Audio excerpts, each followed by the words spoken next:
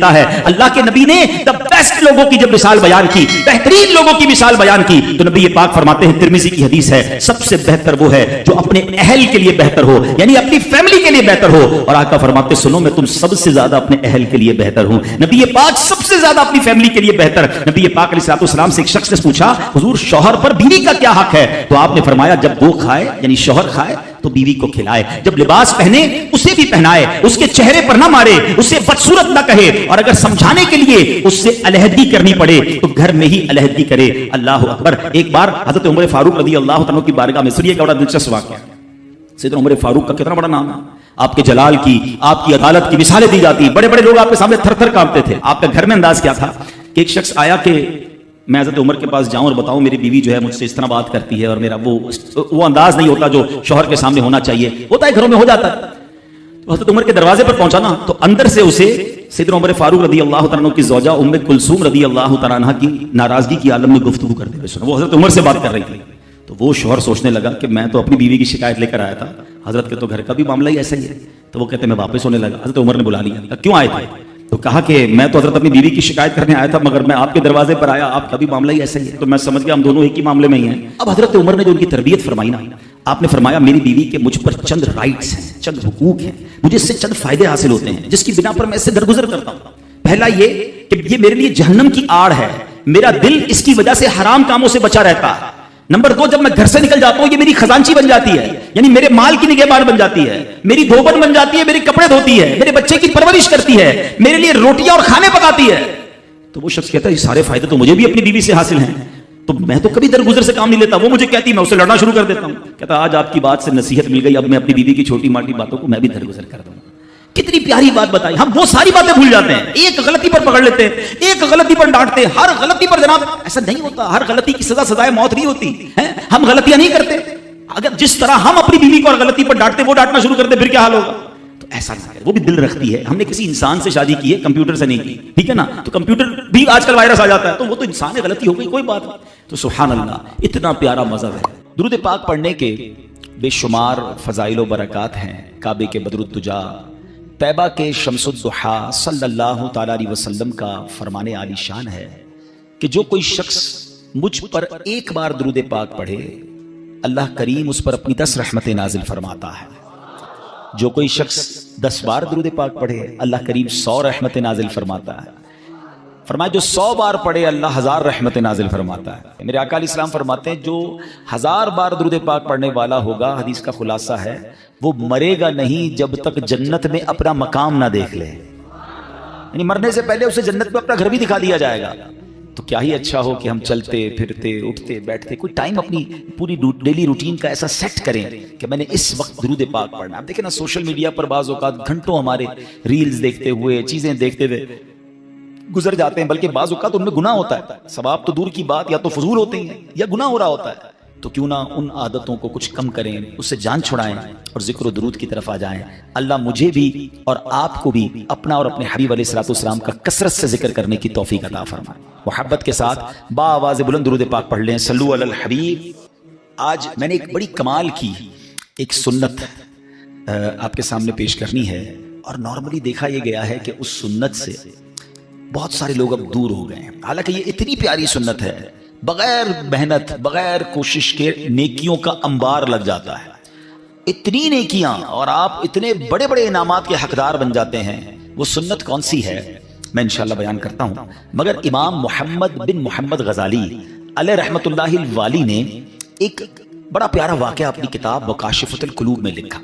مکاشفۃ القلوب بڑی پیاری کتاب ہے. واقعہ کیا تھا کہ ایک شخص نے ایک غلام خریدا.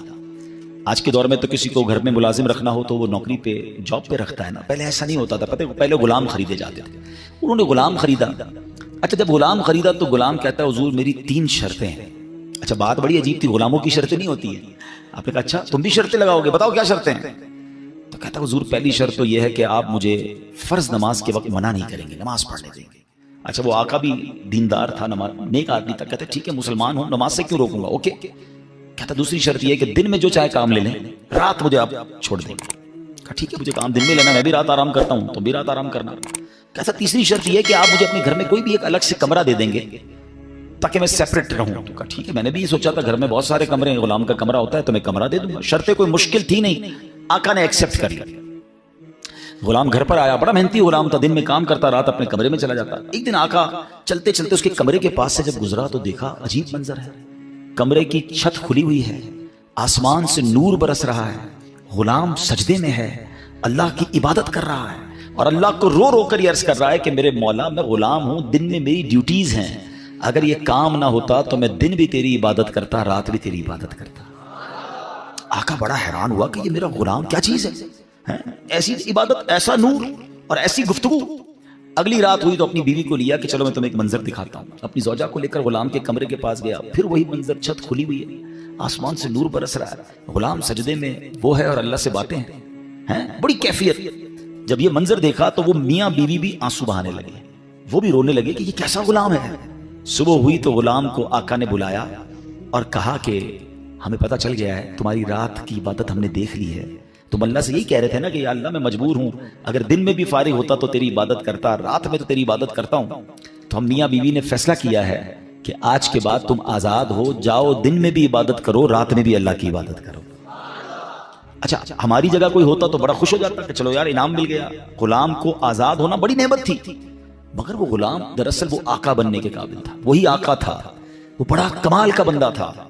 وہ پتہ کیا کہتا ہے, جب آقا نے کہا نا مجھے پتہ چل گیا تم رات کیا کرتے ہو اور اس وجہ سے میں تمہیں آزاد کرتا ہوں, تو وہ غلام اللہ کی بارگاہ میں کہتا ہے یا صاحب السر ان السر قد ظہر, اے راز رکھنے والے مولا, اے صاحب راز, راز تو کھل گیا.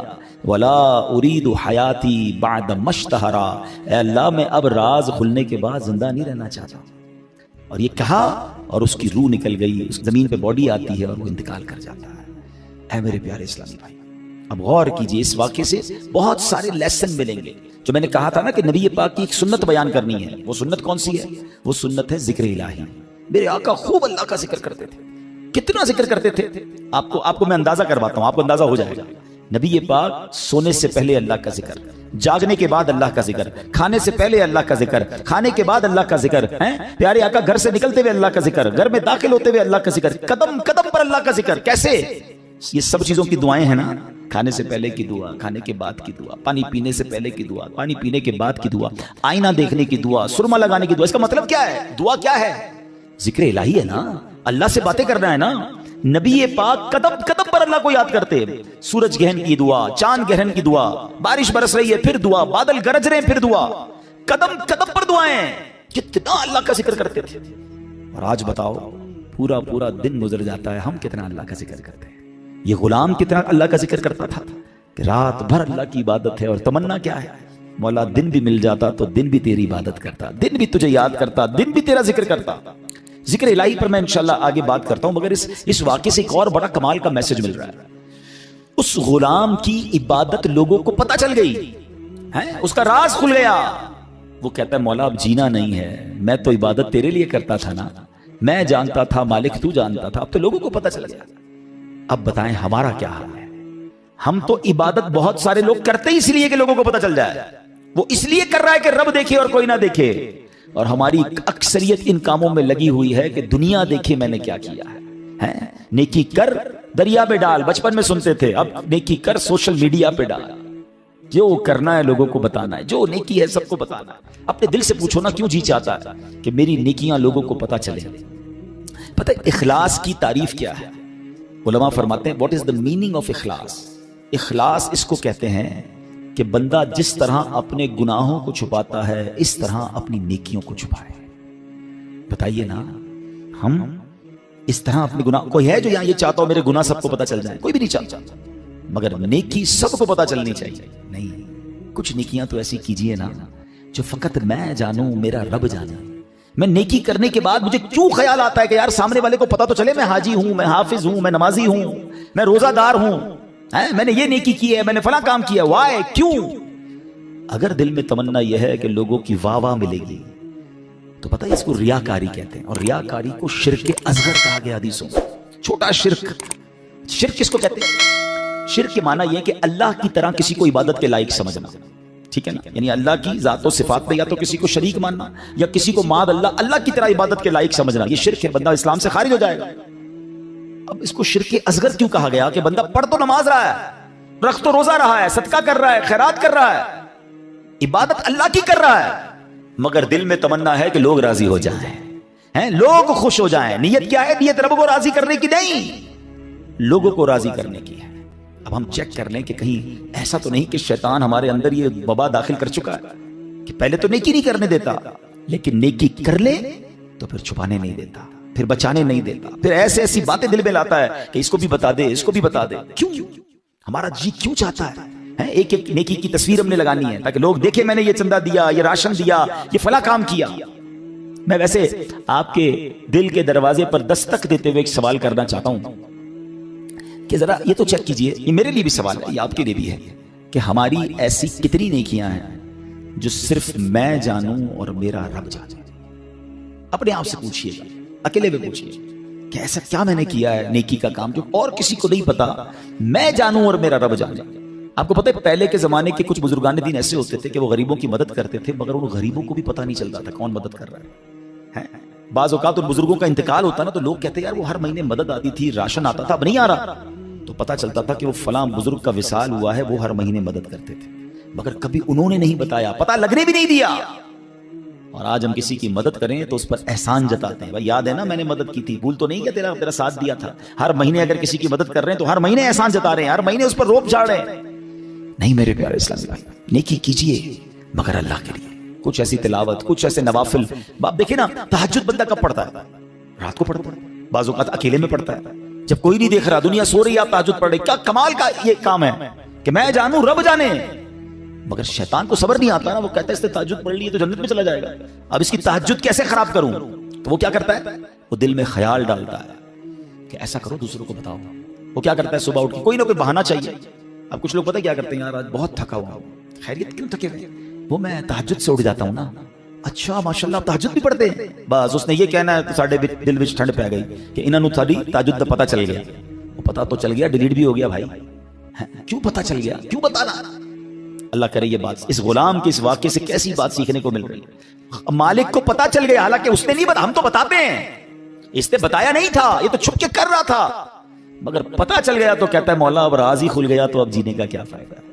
ہائے ہائے، غلام تو نہیں کہوں گا، اس آقا کے صدقے اللہ مجھے بھی اخلاص نصیب فرمائے، آپ کو بھی نصیب فرمائے۔ اچھا اب بات کرتے ہیں سنت رسول، ذکر الہی کی۔ ہائے ہائے کیسا کمال کا کام ہے یہ ذکر الہی۔ اللہ کریم کس طرح قرآن مجید میں ہمیں ذکر کرنے کا حکم ارشاد فرماتا ہے، فرمایا یا ایھا الذین آمنوا اذکروا اللہ ذکرا کثیرا۔ آسان ترجمہ قرآن کنز الایمان، اے ایمان والو اللہ کو بہت یاد کرو۔ کتنا؟ نبی پاک علیہ السلام کی حدیث ہے، اللہ کو اتنا یاد کرو، اتنا ذکر کرو کہ لوگ تمہیں دیوانہ کہنے لگے۔ بس اللہ کی یاد کرتے رہا کرو، ذکر الہی کرتے رہا کرو۔ ہے مگر ہمارا حال کیا ہے کہ زبان فضول باتیں تو کرتی ہے مگر اللہ کا ذکر نہیں کرتے۔ ہمارے بزرگ کیسے ذکر کرتے تھے؟ حضرت جنید بغدادی کا نام سنا ہوگا رضی اللہ تعالیٰ، بہت بڑے اللہ کے ولی۔ آپ کے بارے میں آتا ہے کہ آپ اتنا ذکر الہی کرتے تھے، ایک بار نائی کی دکان پر گئے مونچھیں ترشوانے کے لیے، تو نائی کہتا ہے حضرت تھوڑی دیر خاموش ہو جائیں ورنہ آپ کی ہونٹ پہ کٹ لگ جائے گا، میں مونچھیں کاٹ رہا ہوں آپ ذکر کر رہے ہیں۔ وہ کہتے ہیں ذکر کرتا رہوں گا، تم اپنا کام کرو، ہونٹ کٹتا ہے تو کٹ جائے، میں نے ذکر نہیں چھوڑنا۔ اتنی دیر کے لیے بھی ذکر الہی نہیں چھوڑنا ہوتا تھا۔ ایک بزرگ تھے اور کبال کے بزرگ تھے، حضرت سری سکتی سے مروی ہے کہ میں حضرت جرجانی کے پاس گیا تو ستو دیکھے، وہ ستو پی رہے تھے، روٹی نہیں کھاتے تھے۔ تو میں نے کہا حضرت روٹی آپ کیوں نہیں کھاتے، ستو کیوں پیتے؟ وہ کہتے ہیں میں نے کیلکولیشن کی، روٹی کھانے میں اور ستو کھانے میں 90 تسبیحات کا فرق ہے۔ میں اگر ستو پیتا ہوں تو پیٹ پھر بھی بھر جاتا ہے، مگر میں روٹی کھاتا ہوں تو ٹائم زیادہ لگتا ہے۔ 90 تسبیحات میں زیادہ پڑھ لیتا ہوں، اس لیے 40 سال ہو گئے میں نے روٹی نہیں کھائی۔ یار کمال لوگ تھے، نیک تھے، پرہیزگار تھے، نیکیوں کا انبار تھا، مگر اور نیکیاں چاہیے۔ کیوں؟ ان کو پتا تھا نا اجر کیا ہے۔ آپ کو پتا ہے ذکر الہی کا اجر کیا ہے؟ ذرا مل کر کہیے سبحان اللہ، الحمدللہ، اللہ اکبر۔ کتنی دیر لگی؟ 10 سیکنڈ، مشکل سے 3 جملے کہے 10 سیکنڈ، ٹھیک ہے؟ 10 سیکنڈ میں آپ دنیا میں کیا کما سکتے ہیں؟ بغیر کھڑے ہوئے، بغیر پسینہ بہائے، بغیر کوشش کیے، بیٹھے بیٹھے 10 سیکنڈ میں 3 جملے کہے، کیا کمایا پتا ہے آپ نے؟ میرے نبی علیہ السلام کے سچے وعدے ہیں، جو ایک بار سبحان اللہ کہے جنت میں درخت لگا دیا جاتا ہے، ایک بار اللہ اکبر کہے جنت میں درخت، ایک بار لا الہ الا اللہ کہے جنت میں درخت، مجھے بتاؤ تو صحیح کتنی دیر لگتی ہے؟ آپ نے بیٹھے بیٹھے 3 جنت میں درخت لگا لی. اچھا یہ تو چونکہ نبی پاک کی حدیث ہے ہمیں عمل کرنا چاہیے, لیکن دنیاوی اسکیم ہو تو آج اگر اعلان کر دوں کہ بھائی یہ فیضان مدینہ میں آپ سب بیٹھ جائیں, آج فجر تک جو جتنی بار سبحان اللہ کہے گا اتنے 1000 روپے ملیں گے. بندہ کہے گا حضرت فجر تک کیوں آپ کہیں 2-3 دن بیٹھ جاتے ہیں, موبائل بند, تسبیح ہاتھ میں, ہر سبحان اللہ پر 1000 روپے, 100 سبحان اللہ پہ لاکھ روپے, اوئے ہوئے آج تو امیر کروڑ پتی ہو کے جاؤں گا. مجھے سچ بتاؤ سبحان اللہ کہنے پر 1000 روپے زیادہ قیمتی ہیں, یا میرے آقا فرما رہے ہیں کہ اس کے لیے جنت میں درخت لگ جاتا ہے, تو پھر کیوں نہ ہم جنت میں درخت لگانے کا سامان کریں, ہم کیوں نہ اللہ کو راضی کرنے کا اور اپنے لیے آخرت کا سامان کریں. اور ذکر والے کتنے اللہ کو پسند ہیں. ایک بڑی کمال کی حدیث ہے, حضرت سہل بن معاذ رضی اللہ تعالیٰ عنہ اپنے والد صاحب سے روایت کرتے ہیں کہ ایک مرتبہ محفل نور سجی ہوئی تھی, رسول اکرم صلی اللہ علیہ وسلم کے ساتھ صحابہ کرام بھی تھے. ایک صحابی نے حضور سے عرض کی کہ حضور یہ بتائیے کہ جہاد میں سب سے عظمت والا زیادہ کون ہے؟ جہاد کرنے والے تو بہت سارے ہیں نا, بہت سارے صحابہ لڑتے تھے اللہ کی راہ میں, تو حضور ان میں سب سے زیادہ عظمت والا کون ہے؟ تو پیارے آقا نے فرمایا اکثرہم للہ ذکرن, یعنی جو اللہ پاک کا کثرت سے ذکر کرتا ہے وہ زیادہ عظمت والا ہے. اب بات سمجھ رہے, یعنی سب جہاد کرنے والے کمال کے ہیں, مگر ان میں جو ٹاپ پہ ہے جو سب سے زیادہ ذکر کرتا ہے. اب صحابی کہتے ہیں حضور روزہ داروں میں سب سے زیادہ عظمت والا کون؟ روزہ دار تو لاکھوں کروڑوں مسلمان روزہ رکھتے ہیں. آقا فرماتے ہیں ان میں سب سے زیادہ اللہ کا ذکر کرنے والا سب سے عظمت والا ہے. سہل بن معاذ فرماتے ہیں وہ صحابی اسی طرح سوال کرتے رہے کہ حضور نمازیوں میں سب سے زیادہ افضل کون ہے, یا رسول اللہ زکات دینے والوں میں سب سے زیادہ عظمت والا کون ہے. ایک ایک عبادت کا سوال کرتے رہے. آقا سب کے جواب میں یہ فرماتے رہے اکثرہم للہ ذکرن, یعنی جو اللہ پاک کا ذکر کثرت سے کرتا ہے وہ اس کیٹیگری میں ان لوگوں میں سب سے زیادہ افضل اور عظمت والا ہے. اب حضرت ابو بکر صدیق رضی اللہ تعالیٰ عنہ بھی حاضر تھے, حضرت عمر فاروق بھی موجود تھے. ابو بکر صدیق رضی اللہ تعالیٰ عنہ جو مسلمانوں کے پہلے خلیفہ ہیں, وہ حضرت عمر سے کہتے ہیں اے عمر یوں تو ذکر الہی کرنے والے ساری بھلائیاں لے گئے. تو نبی پاک نے جب یہ سنا تو کہا ہاں اے ابو بکر بات ایسی ہی ہے, جو ذکر اللہ کی کثرت کرتا ہے وہ ساری بھلائیاں ہی سمیٹ لیتا ہے. یعنی ٹاپ آف دا لیول اگر کچھ لوگ ہیں تو وہ کون ہیں؟ وہ ذکر الہی کرنے والے ہیں. اے میرے پیارے اسلامی بھائیوں, اب ہمیں یہ غور کرنا ہے کہ ہم کتنا ذکر کرتے ہیں, ہماری زبان پر کتنا ذکر ہوتا ہے. حضرت معاذ بن جبل رضی اللہ تعالیٰ عنہ کہتے ہیں میری نبی پاک علیہ الصلوۃ والسلام سے ان کی ظاہری حیات میں جو آخری ملاقات ہوئی نا, تو میں نے نبی پاک سے کہا حضور مجھے کوئی نصیحت فرما دیجیے. تو پیارے آقا علیہ الصلوۃ والسلام سے کہتے ہیں حضور کون سا عمل اللہ کی بارگاہ میں سب سے بہتر اور سب سے زیادہ قرب حاصل کرنے والا؟ تو پیارے آقا علیہ السلام نے فرمایا اے معاذ تمہیں موت اس حال میں آئے کہ تمہاری زبان ذکر اللہ سے تر ہو, سب سے افضل عمل. ٹھیک ہے نا. اب مفتی احمد یار خان نئی میل کے تحت فرماتے ہیں کہ اس کا مطلب یہ ہے کہ بندہ پورا